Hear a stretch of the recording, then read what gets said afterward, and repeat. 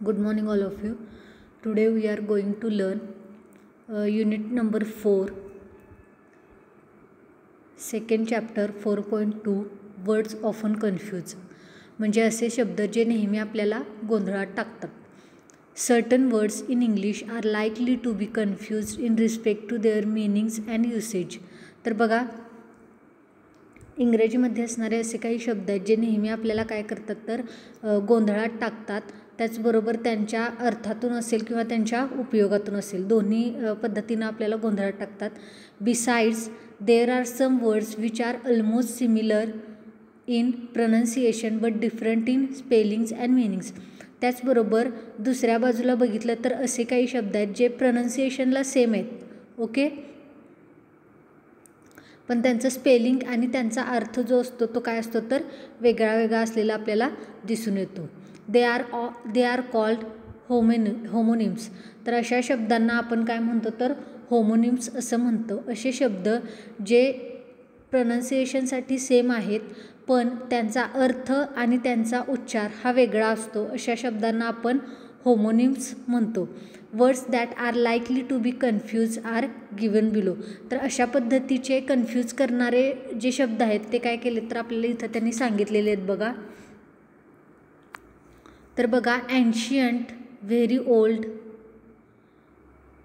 म्हणजे ॲन्शियंट हा जो शब्द आहे, मग या ए जो शब्द दिलेला आहे ॲन्शियंट आणि अँटिक, ओके. तर असे दोन शब्द आहेत बघा जे बऱ्यापैकी कानांना ऐकायला सेम वाटतात, म्हणजे त्यांचं प्रनन्सिएशन बऱ्यापैकी साधारण सेम येतं. मग बघा त्यातला ॲन्शियंट, मग ॲन्शियंट या शब्दाचा अर्थ काय सांगितला आहे त्यांनी तर व्हेरी ओल्ड म्हणजे खूप जुने, ओके. आणि अँटिक या शब्दाचा अर्थ काय सांगितला आहे तर बिलॉंगिंग टू द पास्ट, म्हणजे भूतकाळाशी रिलेटेड असलेलं, ओके, म्हणजे भूतकाळातील किंवा भूतकाळाला संलग्नित असलेलं असं आपण म्हणू शकतो. मग बघा, हा झाला फर्स्ट वर्ड.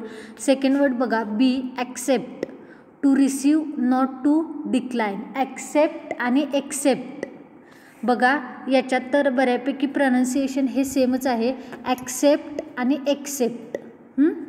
तर ॲक्सेप्ट म्हणजे काय किंवा ॲक्सेप्ट या शब्दाचा अर्थ काय बघा तर to receive, not to decline, म्हणजे स्वीकारणे आणि एखाद्या गोष्टीला नकार न देणे. आणि ॲक्सेप्ट म्हणजे काय बघा, ॲक्सेप्ट म्हणजे काय, ॲक्सेप्ट म्हणजे स्वीकारणे आणि एक्सेप्ट म्हणजे बघा लिव्हिंग आउट म्हणजे सोडून देणे. आलं लक्षात. त्यानंतर तिसरा शब्द बघा, अलूड, टू रेफर टू. अलूड म्हणजे काय, रेफर करणे, आणि एल्यूड म्हणजे टू एस्केप, सुटका करणे. नेक्स्ट वर्ड आहे बघा, अल्युजन, रेफरन्स. अल्युजन म्हणजे रेफरन्स म्हणजे संदर्भ देणे, आणि इल्युजन म्हणजे अल्युजन आणि इल्युजन असे दोन शब्द दिलेले आहेत बघा. मग अल्युजन म्हणजे रेफरन्स देणे किंवा संदर्भ देणे, आणि इल्युजन म्हणजे फॉल्स, हां, म्हणजे चुकीचे किंवा भ्रम असं आपण म्हणू शकतो. त्यानंतर बघा, कॉम्प्लिमेंट. कॉम्प्लिमेंट म्हणजे काय बघा, रिगार्ड्स किंवा अप्रिसिएशन, म्हणजे एखाद्या व्यक्तीचं कौतुक करणे. आणि कॉम्प्लिमेंट, ओके. दोन्ही आता बघा प्रनन्सिएशनसाठी सुद्धा आणि साऊंडिंगला सुद्धा काय आहेत तर सेम आहेत, कॉम्प्लिमेंट आणि कॉम्प्लिमेंट. तर पहिलं जे कॉम्प्लिमेंट हा जो वर्ड आहे त्याचा अर्थ काय आहे तर एखाद्या व्यक्तीचं कौतुक करणे किंवा शुभेच्छा देणे.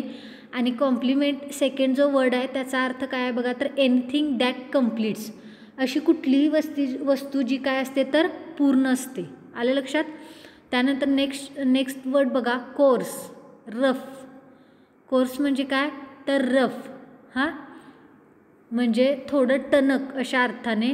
आणि कोर्स म्हणजे काय, पाथ किंवा कंटेंट्स ऑफ स्टडी, म्हणजे एखाद्या अभ्यासक्रमात एखाद्या कोर्सचा अभ्यासक्रम, ओके, किंवा एखाद्या अभ्यासक्रमाचा भाग. म्हणजे कोर्स आणि कोर्स या दोन्हीमध्ये फरक आहे बघा. त्यानंतर बघा नेक्स्ट वर्ड, डेझर्ट. डेझर्ट म्हणजे barren land to leave or abandon, म्हणजे काय म्हणतो आपण, नापीक जमीन, वाळवंट, आलं लक्षात. आणि डेझर्टचा अर्थ काय बघा, a dish of fruits and sweets served at the end of a meal. तर जेवणाच्या शेवटी जे आपल्याला डेझर्ट म्हणून दिलं जातं, ओके, ज्यामध्ये फ्रूट्स असतात किंवा स्वीट असतात, आईस्क्रीम असतात, या सगळ्या गोष्टीला आपण काय म्हणतो तर डेझर्ट. आणि डेझर्ट म्हणजे वाळवंट. त्यानंतर नेक्स्ट वर्ड बघा, एलिजिबल म्हणजे क्वालिफाईड, आणि इलिजिबल म्हणजे handwriting which can not be read, अशी हँडरायटिंग किंवा असे हस्ताक्षर जे आपण वाचू शकत नाहीत. ओके, पहिला वर्ड बघा, एलिजिबल, क्वालिफाईड, आणि इलिजिबल, क्वालिफाईड म्हणजे शिक्षित किंवा पात्र, आणि इलिजिबल म्हणजे handwriting which can not be read, म्हणजे असे हस्ताक्षर जे आपण वाचू शकत नाही. त्यानंतर बघा, फॅसिलिटेट म्हणजे मेक इझी, सोपं बनवणं. फॅसिलिटेट म्हणजे सोपं बनवणं. आणि फेलिसिटेट, फॅसिलिटेट आणि फेलिसिटेट दोन्ही शब्दांमध्ये फरक आहे बघा. आपण साऊंडिंगला किंवा प्रोनाऊन्सिएशनला आपल्याला बऱ्यापैकी ते सेम वाटत आहेत, फॅसिलिटेट आणि फेलिसिटेट. ओके, तर फॅसिलिटेट म्हणजे काय, मेक इझी, आणि फेलिसिटेट म्हणजे कॉंग्रॅच्युलेट, म्हणजे काय म्हणतो आपण, अभिनंदन करणे. ओके, तर बघा, फॅसिलिटेट म्हणजे सोपं बनवणं म्हणजे मेक इझी, आणि फेलिसिटेट म्हणजे कॉंग्रॅच्युलेट म्हणजे एखाद्या व्यक्तीचं अभिनंदन करणं. त्यानंतर नेक्स्ट बघा, फ्लॅग्रंट म्हणजे ग्लेअरिंग किंवा विकेड,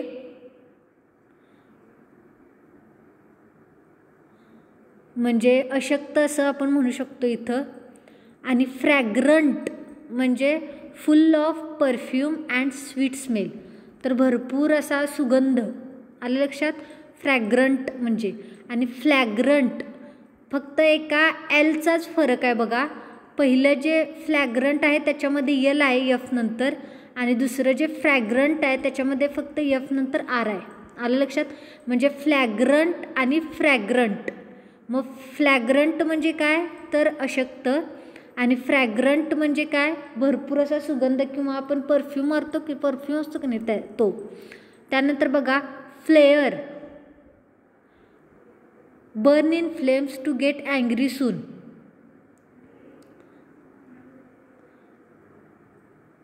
म्हणजे काय म्हणतो आपण, खूप राग येणे किंवा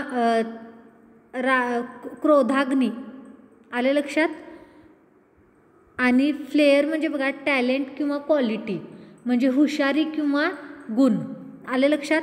दोन वेगळे वेगळे शब्द आहेत बघा, पण ऐकायला सेम आहेत, प्रोनाऊन्सिएशनमध्ये सेम आहेत, पण त्याचं दोन्हींचं स्पेलिंग काय आहे तर वेगळं वेगळं आहे बघा. Flare, burn in flames to get angry soon म्हणजे क्रोधाग्नी किंवा अगदी लवकर राग येणे. आणि फ्लेअर दुसरं जे आहे ते बघा तर ते टॅलेंट किंवा क्वालिटी म्हणजे हुशारी किंवा गुण एखाद्या व्यक्तीचा. त्यानंतरचा वर्ड आहे बघा, ग्रेसफुल म्हणजे लवली, फुल ऑफ ग्रेस. हां, ग्रेसफुल म्हणजे काय, लवली, सुंदर किंवा खूप तेजोमय अशा अर्थानं. आणि ग्रेशियस म्हणजे काइंड किंवा मर्सीफुल म्हणजे दयाळू. काइंड म्हणजे पण दयाळू आणि मर्सीफुल म्हणजे पण दयाळू. म्हणजे दोन्ही शब्दामध्ये बघा बऱ्यापैकी फरक आहे दोन्ही शब्दामध्ये प्रोनाऊन्सिएशनमध्ये. पण कधी कधी काय होतं, कन्फ्युजनमध्ये हे दोन्ही शब्द आपल्याला कन्फ्युजनमध्ये टाकणार आहेत, आलं लक्षात. म्हणजे कन्फ्युजनमध्ये आपल्याकडून त्याचं स्पेलिंग किंवा त्याचा अर्थ किंवा त्याचं जो काही मिनिंग असतो तो चुकण्याची शक्यता असते बघा. ग्रेसफुल आणि ग्रेशियस. लवली, ग्रेसफुल म्हणजे लवली म्हणजे सुंदर आणि फुल ऑफ ग्रेस किंवा भरपूर तेज असलेली. आणि ग्रेशियस म्हणजे काइंड आणि मर्सीफुल म्हणजे दयाळू, आलं लक्षात. त्यानंतर नेक्स्ट वर्ड बघा, जेंटल, नोबल किंवा गुड इन बिहेवियर. जेंटल म्हणजे काय तर सभ्य अशा अर्थाने. आणि जेंटिल म्हणजे एलिगंट किंवा वेल ड्रेस्ड. एलिगंट म्हणजे खूप असं टापटीप अशा अर्थाने. बघा परत एकदा दोन्ही शब्दांचा अर्थ. जेंटल म्हणजे सभ्य आणि जेंटिल म्हणजे एलिगंट ओके, किंवा वेल ड्रेस्ड म्हणजे खूप टापटीप असं नीटनेटकं. हां, देन नेक्स्ट वर्ड बघा गोल आणि गौल.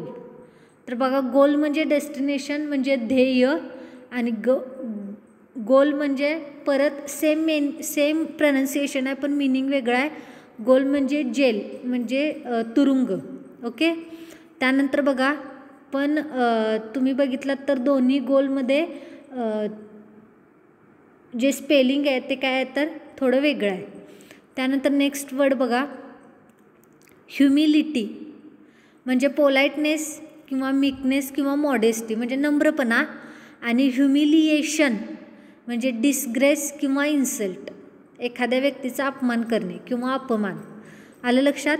ह्युमिलिटी म्हणजे काय तर पोलाइटनेस नम्रपणा आणि ह्युमिलिएशन म्हणजे काय इन्सल्ट अपमान. लक्षात येते का बघा दोन्ही गोष्टींमध्ये फरक आहे. म्हणजे ह्युमिलिटीचाच पुढं काय म्हणतो आपण विस्तार केला आणि त्याचं ह्युमिलिएशन झाले असं आपल्याला वाटलं तर त्यात काय वावगं ठरणार नाही, कारण की दोन्हीचे स्पेलिंग बऱ्यापैकी सेम आहेत आणि साऊंडिंगला पण सेम आहेत, पण दोन्हीचं मीनिंग वेगळं आहे. म्हणजे हा सुद्धा काय तर गोंधळात टाकणारा शब्द आहे बघा. ह्युमिलिटी आणि ह्युमिलिएशन. ह्युमिलिटी म्हणजे काय पोलाइटनेस म्हणजे नम्रपणा आणि ह्युमिलिएशन म्हणजे काय डिस्ग्रेस किंवा इन्सल्ट म्हणजे अपमान. नंतर बघा जेस्ट म्हणजे जोक किंवा फन. जेस्ट म्हणजे काय जोक किंवा फन म्हणजे विनोद किंवा मज्जा. आणि झेस्ट म्हणजे इंथुझियाझम म्हणजे उत्साहीपणा. आलं लक्षात. यामध्ये पण बघा स्पेलिंगमध्ये फक्त जे आणि झेड या दोन अक्षरांचाच काय तर फरक आहे. जेस्ट म्हणजे काय तर जोक किंवा फन आणि झेस्ट म्हणजे इंथुझियाझम म्हणजे उत्साहीपणा आणि जेस्ट म्हणजे जोक किंवा फन म्हणजे विनोद. आलं लक्षात. त्यानंतर नेक्स्ट वर्ड बघा मेटल अँड एलिमेंट. मेटल म्हणजे काय तर एक धातू आणि मिटेल म्हणजे बघा करेज. मेटल म्हणजे पण करेज सॉरी. तर बघा पहिला वर्ड काय आहे मेटल अँड एलिमेंट म्हणजे धातू एखादा आणि मेटल परत दुसरा वर्ड आहे बघा तर त्याचा अर्थ आहे करेज किंवा धैर्य. मग आता दोन्हीमध्ये इथं पण साऊंडिंग काय आहे तर किंवा प्रोनाऊन्सिएशन सेम आहे पण दोन्हीचा अर्थ वेगळा आहे. त्यानंतर नेक्स्ट वर्ड बघा ऑर्डिनन्स अँड अथॉरिटेटिव्ह डिक्लेरेशन. म्हणजे काय म्हणतो आपण एखादं GR वगैरे असतो की नाही त्या टाईप त्याला काय म्हणतो आपण ऑर्डिनन्स म्हणजे हुकमावरून आलेलं काय म्हणतो आपण डिक्लेरेशन किंवा जाहिरात. आणि ऑर्डनन्स याचा अर्थ गन ऑर कॅनन बंदूक. आलं लक्षात. तर ऑर्डिनन्स आणि ऑर्डनन्स फक्त ई आणि अचा फरक आहे दोन शब्दांमध्ये. आलं लक्षात. त्यानंतर बघा personal belonging to one's own self. Personal म्हणजे वैयक्तिक आणि पर्सोनल म्हणजे employees working in an organisation एखाद्या संस्थेमध्ये कामाला असलेली एखादी व्यक्ती. पर्सनल आणि पर्सोनल दोन्हीमध्ये बघा फरक आहे पण बऱ्यापैकी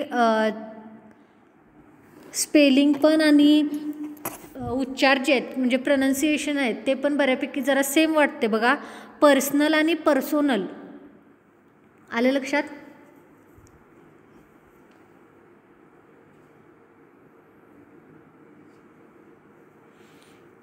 तर बघा पर्सनल म्हणजे वैयक्तिक आणि पर्सोनल म्हणजे एखाद्या संस्थेमध्ये नोकरीला असलेला व्यक्ती. त्यानंतर बघा prescribe to put in courses to suggest as a medicine issue commands. Prescribe म्हणजे काय तर तुम्हाला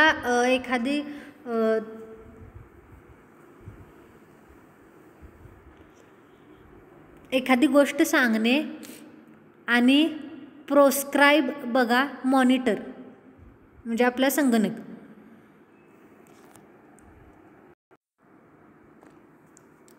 तर बघा, prescribe to put in course म्हणजे सांगणे किंवा सुचवणे, आणि प्रोस्क्राईब म्हणजे मॉनिटर म्हणजे संगणक. Perfect, complete in all respect म्हणजे सगळीकडनं परिपूर्ण अशा दृष्टीनं, आणि प्रिफेक्ट म्हणजे मॉनिटर म्हणजे संगणक. ओके, परफेक्ट आणि प्रिफेक्ट. त्यानंतर बघा, क्वेरी, इन्क्वायरी किंवा डाऊट, एखाद्या गोष्टीविषयी चौकशी करणे किंवा शंका असणे, आणि क्वॅरी म्हणजे अ mine, a store house of stone म्हणजे खाण. आलं लक्षात? क्वेरी म्हणजे चौकशी करणे किंवा एखाद्या सब्जेक्टविषयी डाऊट असणे, आणि क्वॅरी म्हणजे खाण. देन बघा, स्टेशनरी, नॉट मूव्हिंग. स्टेशनरी म्हणजे काय? न हलणारी.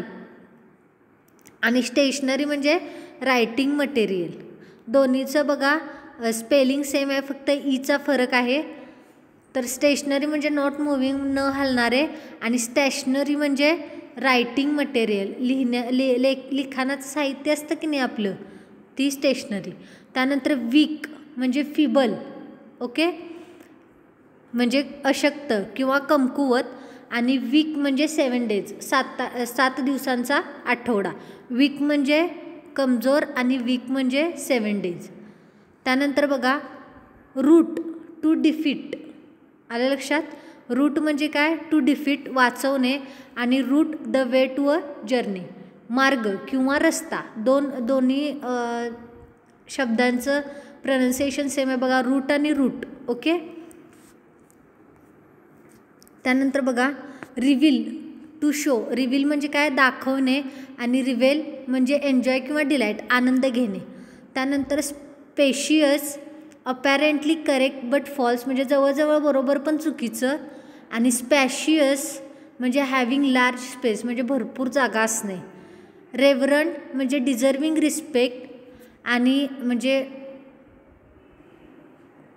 आदर मिळवणे किंवा आदर मिळवण्याची कुवत असणे.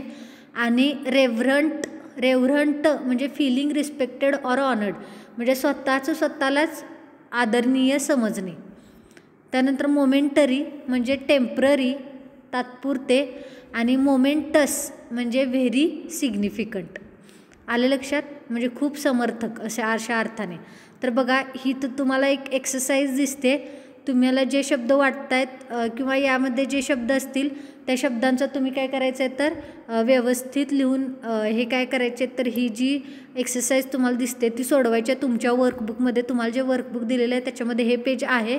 तर त्याच्यामध्ये काय करायचं आहे, हे शब्द काढायचे, त्या शब्दाचं स्पेलिंग बघायचं आहे आणि त्यानुसार त्याचा अर्थ लावून हे वाक्य पुन्हा आहे तसं लिहायचं आहे. ओके, तर आता इथंपर्यंत आपला हा पार्ट झालेला आहे. in our next lecture we will see remain part of this unit. Okay, thank you.